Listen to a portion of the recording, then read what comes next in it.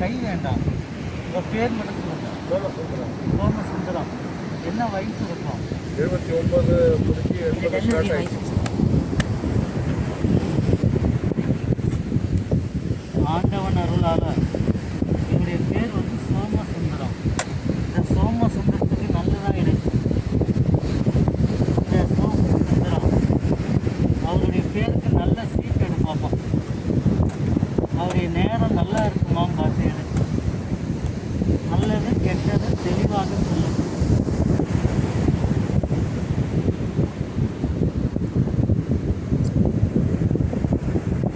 ஐயா, உங்கள் பேர் வந்து சோமசுந்தரம். உங்கள் பேருக்கு வந்து இது ஜோசியத்தில் திருப்பதி ஸ்ரீனிவாசன் பெருமாள் வந்திருக்கிறார். அதாவது தோஷம் கண்டம் கேரளம் உங்களுக்கு எதுவுமே இல்லை. ஆனால் இப்போ இருக்க புத்தி யோசனை உங்களுக்கு இதுக்கு முன்னாடி இல்லை. இருந்திருந்தா என்னைக்கோ நல்லா இருப்பீங்க. அம்மா ஆமாம் இல்லைன்னு சொல்கிறாங்களே, இதுவா சில்லறையில் போ. இப்போ இருக்க வேண்டிய புத்தி யோசனை இதுக்கு முன்னாடி இல்லை. இருந்திருந்தா என்னைக்கோ நல்லா இருந்திருப்பீங்க. இன்னைக்கும் பாசத்துக்கு கட்டுப்படுறாதீங்க, பணத்துக்கெல்லாம் கட்டுப்படலை. உங்கள் வயசில் பார்க்காத காசு பணம்லாம் பார்த்தாச்சு. என்னைக்கு வியாபாரம் தெரிஞ்சதும் தங்கம் தவிடாச்சு, வெள்ளி விதயமாயிடுச்சு. இன்றைக்கி கொடுக்கறத கேட்டால் அடுத்தது பகை உருவாகுது. இன்றைக்கி எல்லோரும் நல்லா இருக்கட்டும் அப்படின்னு நினைக்கிறாள். நீங்கள் நினைக்கிற மாதிரி மற்றவங்க உங்களை யாரும் நினைக்கல. காரியம் ஆகிற வரையும் உங்களை யூஸ் பண்ணிக்கிறாங்க. அவங்க காரியம் முடிஞ்சதுக்கப்புறம் கழட்டி விட்றாங்க.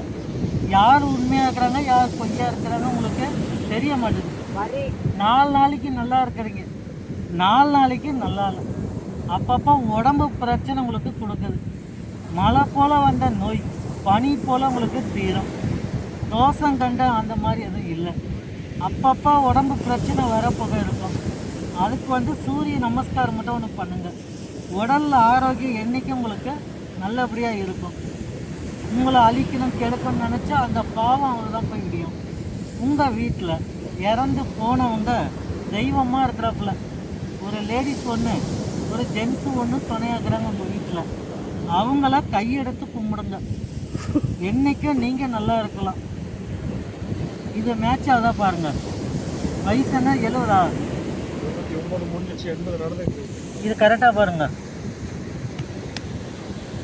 3 குழந்தைக்கு அதிபதி, 2 குழந்தைக்கு அமைப்பு, தலைச்ச பிள்ளையால நல்லா இருக்கணும். மறுபடியும் சொல்லிட்டா? மறுபடியும் சொல்ல கேளுங்க. 3 குழந்தைக்கு அதிபதி, 2 குழந்தைக்கு அமைப்பு, தலைச்ச பிள்ளையால நல்லா இருக்கணும். You understood it? 2 பேரா குழந்தைங்க எனக்கு? எனக்கு 2 பேரா? அப்படி சொல்லலைங்க. சரி விட்டுருங்க, புரியல. உங்கள் ராசிக்கு பேரம் பேத்திக்கோ பெற்ற பிள்ளைங்களுக்கோ எந்த குறை இல்லை. இன்றைக்கும் அவங்களுக்காக தான் நீங்கள் வாழ்க்கை வாழ்கிறீங்க. அதனால் என்றைக்கும் உங்கள் வாழ்க்கை நல்லா இருக்கும். உங்களுடைய குலதெய்வ வழிபாடு பண்ணுங்கள் எப்போனா டைம் கிடைச்சா. அதேமாதிரி எதை செய்ய போனாலும் இதை செய்கிறேன் பண்ணுறேன் முன்கூட்டி எதுவுமே சொல்லாதீங்க. சொன்னால் நடக்காது. ஆனால் உங்கள் வாய் ஓட்ட வாய் எதுவும் நிற்காது. டக்குன்னு உழையிறீங்க. அதனால் எதுவும் தடுக்கல் ஆகுது, எதுவும் நடக்க மாட்டுது. இப்போ உங்கள் பேர் நினச்சி ஒன்று நடக்கும்.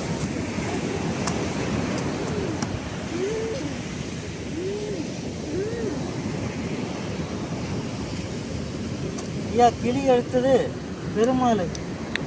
நீங்கள் எடுத்த சீட்டில் பெரியபாளையம் பவானி அம்மனை துணை. பொதுவாக கோவில் போகலாம் அவ்வளோ விரும்புறது கிடையாது. ஆனால் கடவுள் நம்பிக்கை உண்டு ஒரு விஷயத்தில். அதாவது என்றைக்கும் உங்கள் வாழ்க்கை வந்து சிறப்பாக இருக்கும். உங்களுக்கு வந்து ஆயுசுக்கெல்லாம் குறை இல்லை. ஆனால் ஏற்கனவே செத்து பொழைச்சி மீண்டும் வந்திருக்கணும் சின்ன வயசில், இந்த வயசில். அதனால் உயிருக்கு எந்த ஆபத்துலாம் வராது. நோய் நொடி இல்லாமல் இன்னும் நல்லா இருப்பீங்க. எப்பவுமே யோகா பண்ணுங்கள், சூரிய நமஸ்காரம் பண்ணுங்கள், ஜாக்கிங் அல்லது வாக்கிங் அந்த மாதிரி நடங்க. தேவையில்லாத சிந்தனைகள் மைண்டில் போடாதீங்க. கடவுளுக்கு தான் ஒப்படைச்சிங்க. நல்லா. தேங்க்யூ.